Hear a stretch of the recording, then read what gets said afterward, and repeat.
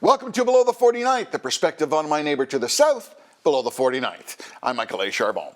Today's title, Do You Miss Me Yet? You know, if you watched cable news and political reports the last weekend in February, you had to have noticed that there was a gathering of political fans in Florida.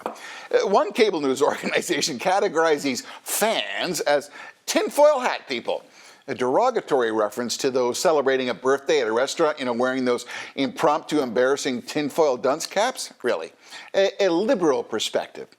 Speaking of a liberal perspective, in this missive I will not state specific political parties or politician names. My commentary has been labeled subversive and potentially able to change public opinion.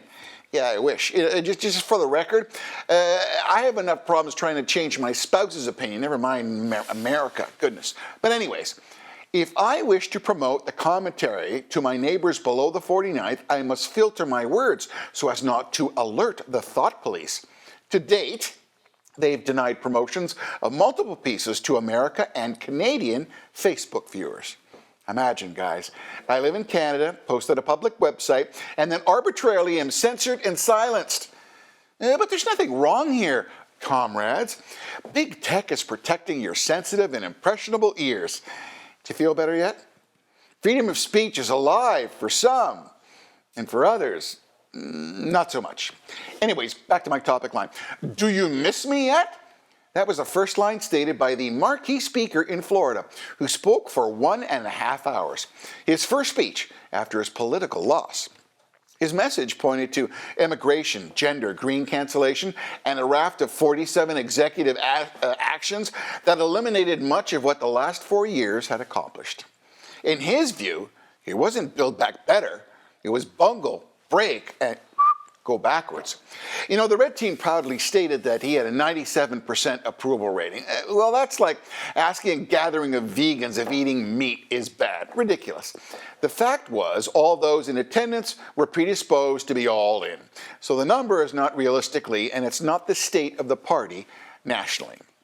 There continues to be support of him with reserved adulation. The real support is about policy and America first, and less about the man and his personal past indiscretions. I continually hear many like the achievements, but have difficulty with the way it was implemented and the lack of the respect and decorum.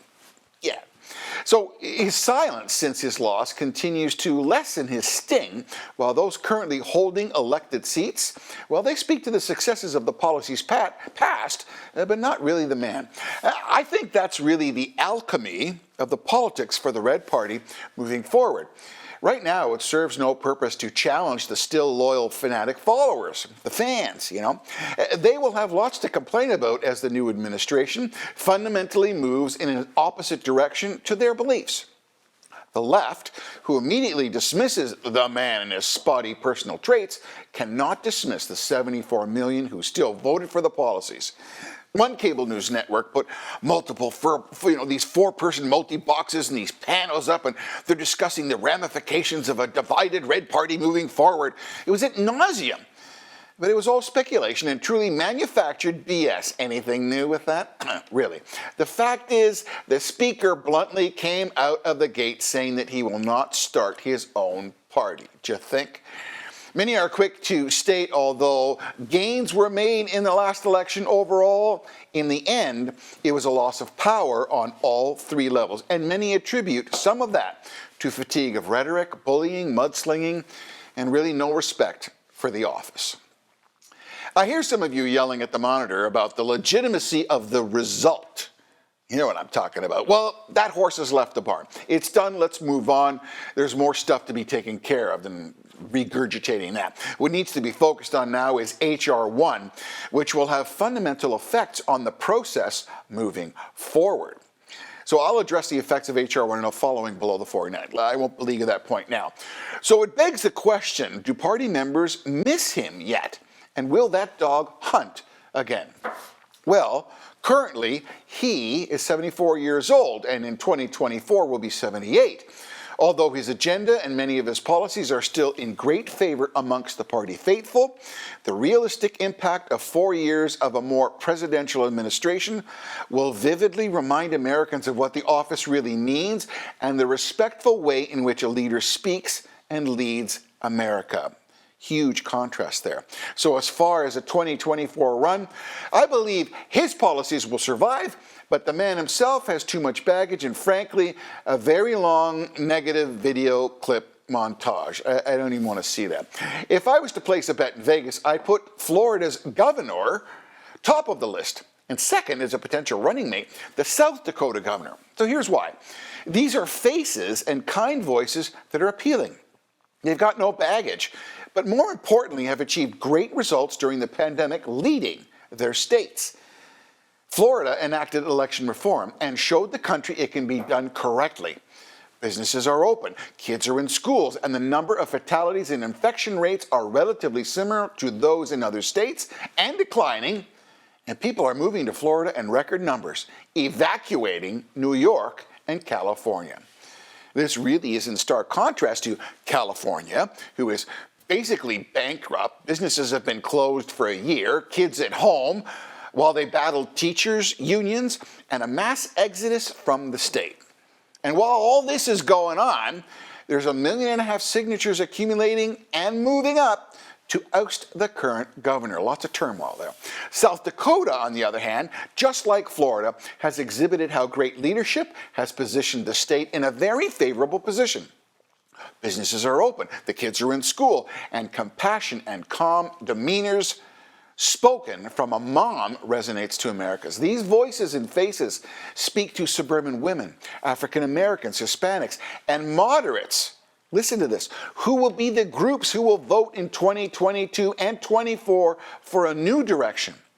As America starts to feel the poignant effects of the divisive nature of the woke change culture being implemented, the real issues are pressure on the border, citizenship, H.R. 1, gender changes, Planned Parenthood, blatant bailouts, higher taxes, political pork, and the unsavory job and business results of a post-pandemic.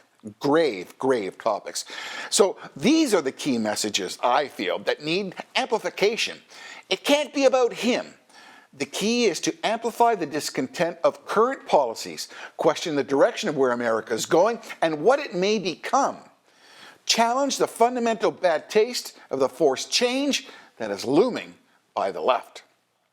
A fresh party frontline approach featuring speakers who don't yell, but deliver a calm, positive path forward is what is needed to give comfort to those fearing for America's future. I mean, there remains the danger, though, of the man and the microphone.